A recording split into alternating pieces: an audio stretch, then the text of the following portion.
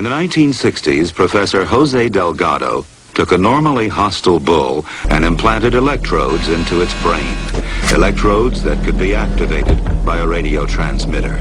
His objective was to see if stimulation of the bull's midbrain could short-circuit the rage signals, stopping the bull before it reached the matador. After the bull had recovered from the implantation and in mid-charge, the button was pressed. The bull's aggression ceased instantly. A clearer experiment was performed with cats. In this classic example, the hypothalamus, the rhythm maker, was implanted with electrodes. Could it be responsible not just for rhythms, but also for rage? The switch is turned.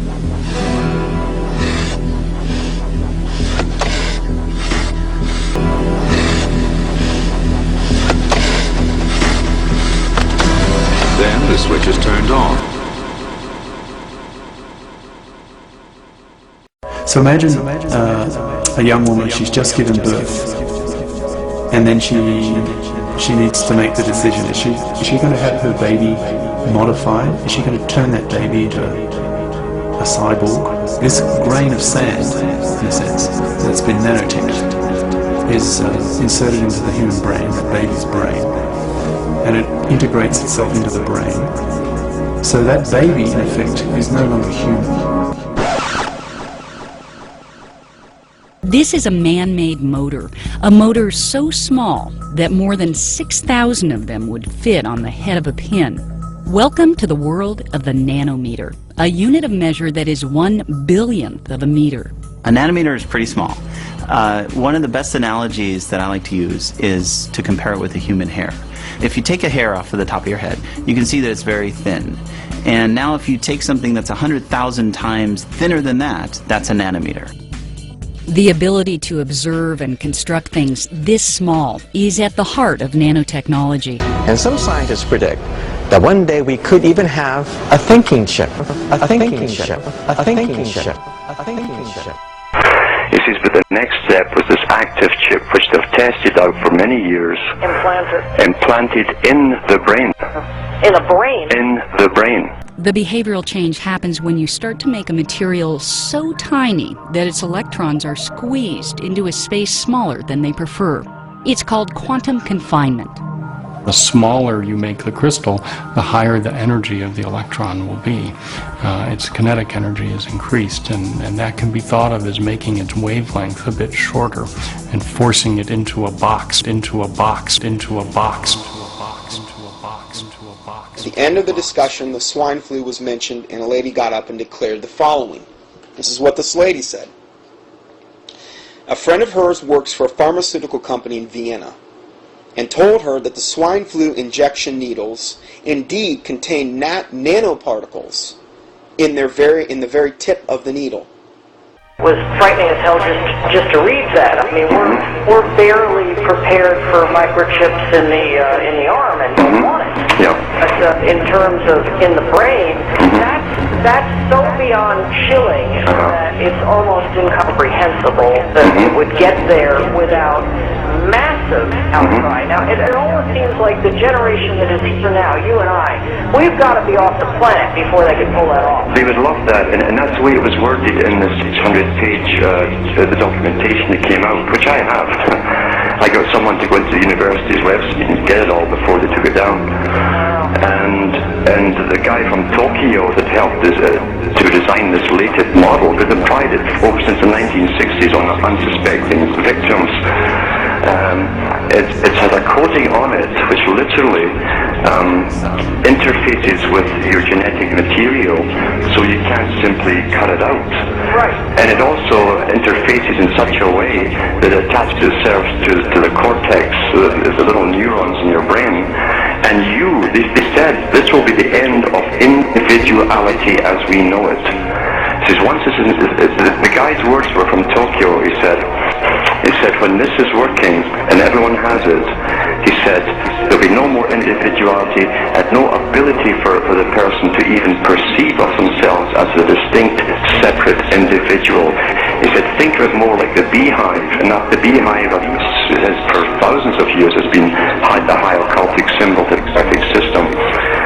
said you'll hear people's whispers of their thoughts going through your mind back to the central computers, and from the computers back to the people, a constant buzz in your head of thoughts.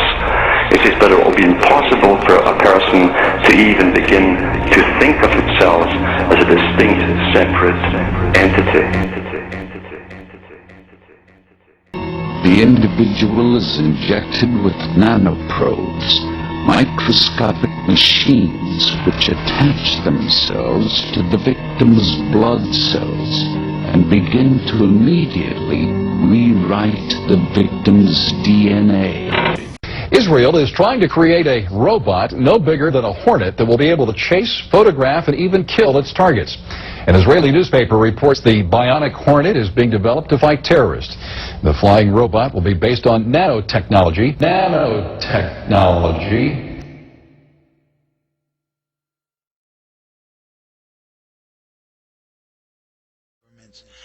In the federal level with a czar, a disease czar, whatever they want to call it. It's going to be the chip czar. It's going to have full authority over anything your House or Senator, your Congressman or Senator has to say. Because these are people who cannot be touched.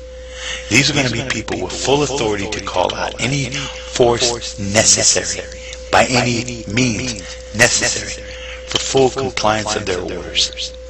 And guess what, to all you dumbasses out there that think the servicemen and women are on your side, they're the ones that's going to be ordered to do it. They will do it. All they have to do is say this is for the greater good. That you need to have this done for the greater good of society. If you don't have this, you're going to die. They're going to say this, to that. And they're not afraid of having a Marine or two shoot people who disobey. Evening News will defend them. But this will happen. It's already too late, and one of the reasons I know it's too late, because this is what the sheep want. You sheep, this is exactly what you wanted. You want to wear the chip. You want it worse than I could ever even say. Because it's you sheep who voted for these lousy motherfuckers. When you knew you had when liberty was staring you in the face, you chose socialism. You chose a communist over a constitutionalist. You hired a wolf to guard the hen house, and it's all the sheep's fault. You know, a lot of people get mad at me because they think I cut in on the military unmercifully for no reason. No, not nearly as bad as I cut in on all the sheep out there who vote for the leaders, who in turn brainwash these troops to do what? You guessed it. Force something like this down your throat. Oh yeah, you'll accept it. You'll have no choice. But I wonder, sheep, how do you want your chip? Do you want it the easy way, where they just shove it up your ass, or the hard way, where they just shoot it up your ass? We have it till we old, at least that's what I'm told. What I really wanna know is if we really have a soul. My body it controls completely when I dream. What I really wanna know is about the ghost in the machine. You ever hear that little voice in your head, that in the spirit? You have to choose to listen to it if you wanna hear it. It keeps you out of trouble if you learn to take heed. And they say it leaves your body when you die at light speed. I sit in deep thought, thinking about my physical death. There's critical steps you must take with physical flesh. There's people possessed and all these out of body transcendentals. Is it all you're in the flame? Is it all you're in the mental? Our body's just a rental. I hope our soul's eternal. Infernal, external, internal, mind compartmental. All I wanna know is what I have living inside of me. I feel it deep inside, it divides and tries fighting me. Tries inside, violently tries but dies silently. Eyes are wise, finally prime designs. I am me. We have it till we own. At least that's what I'm told. What I really wanna